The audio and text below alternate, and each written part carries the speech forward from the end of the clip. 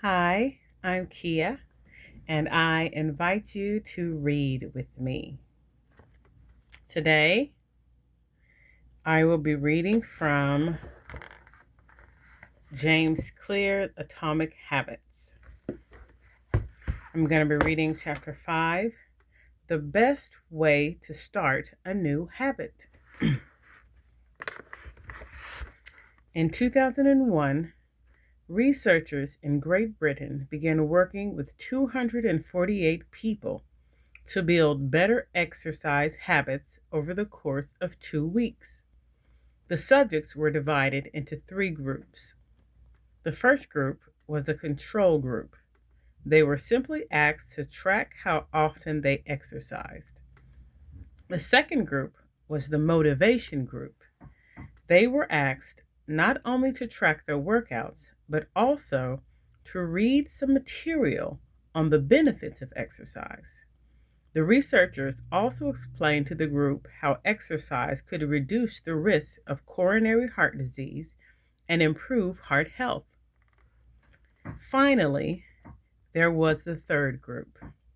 These subjects received the same presentation as the second group, which ensured that they had equal levels of motivation. However, they were also asked to formulate a plan for when and where they would exercise over the following week. Specifically, each member of the third group completed the following sentence: During the next week, I will partake in at least 20 minutes of vigorous exercise on day, at time, in place. In the first and second groups, 35 to 38% of people exercised at least once per week. Interestingly, the motivational presentation given to the second group seemed to have no meaningful impact on behavior.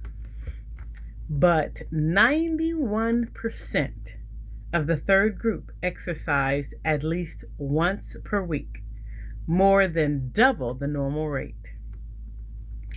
The sentence they filled out is what researchers refer to as an implementation intention, which is a plan you make beforehand about when and where to act. That is how you intend to implement a particular habit. The cues that can trigger a habit come in a wide range of forms. The feel of your phone buzzing in your pocket, the smell of chocolate chip cookies, the sound of ambulance sirens. But the two most common cues are time and location. Implementation intentions leverage both of these cues. Intentions leverage both of these cues. Broadly speaking, the format for creating an implementation intention is: when situation X arises, I will perform response Y. Let me repeat that.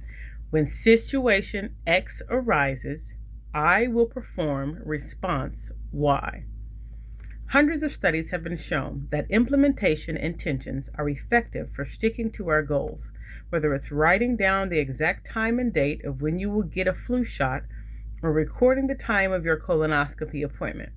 They increase the odds that people will stick with habits like recycling, studying, going to sleep early, and stopping smoking. Researchers have even found that voter turnout increases when people are forced to create implementation intentions by answering questions like, what route are you taking to the polling station? At what time are you planning to go? What bus will get you there? Other successful government programs have prompted citizens to make a clear plan to send taxes in on time or provided directions on when and where to pay late traffic bills. The punchline is clear. People who make a specific plan for when and where they will perform a new habit are more likely to follow through. Too many people try to change their habits without these basic details figured out.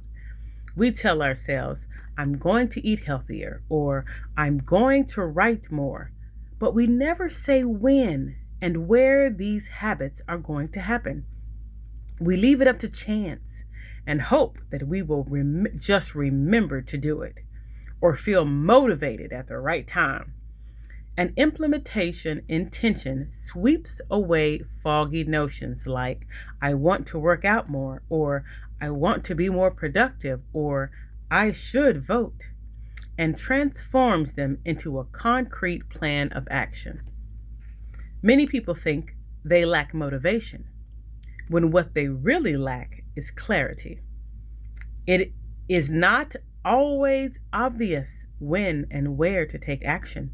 Some people spend their entire lives waiting for the time to be right to make an improvement.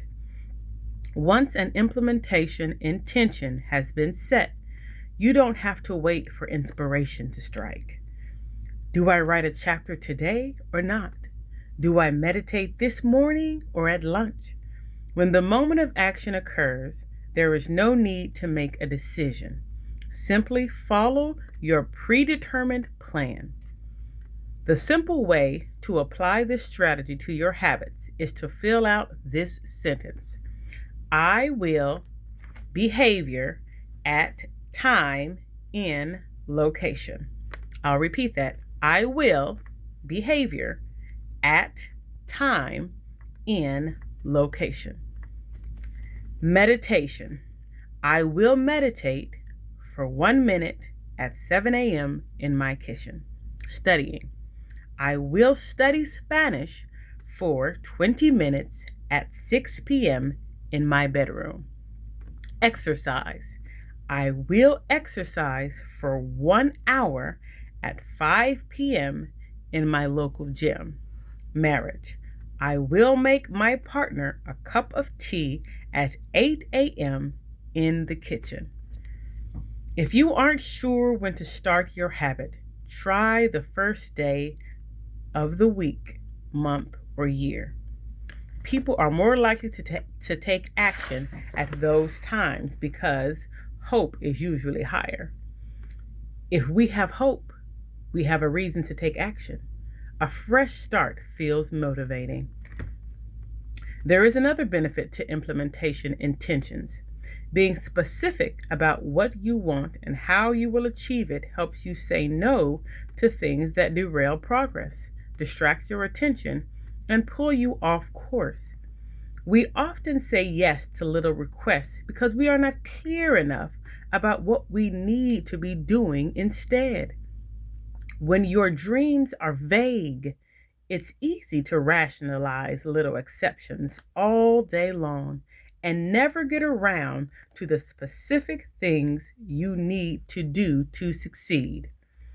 Give your habits a time and a space to live in the world.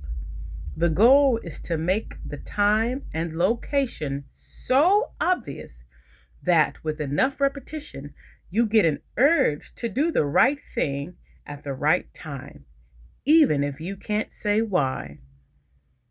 As the writer Jason Zellwig noted, obviously, you're never going to just work out without conscious thought. But like a dog salivating at a bell, maybe you start to get antsy around the time of day you normally work out. There are many ways to use implementation intentions in your life and work. My favorite approach is one I learned from Stanford professor B.J. Fogg, and it is a strategy I refer to as habit stacking. All right. Thanks for reading with me.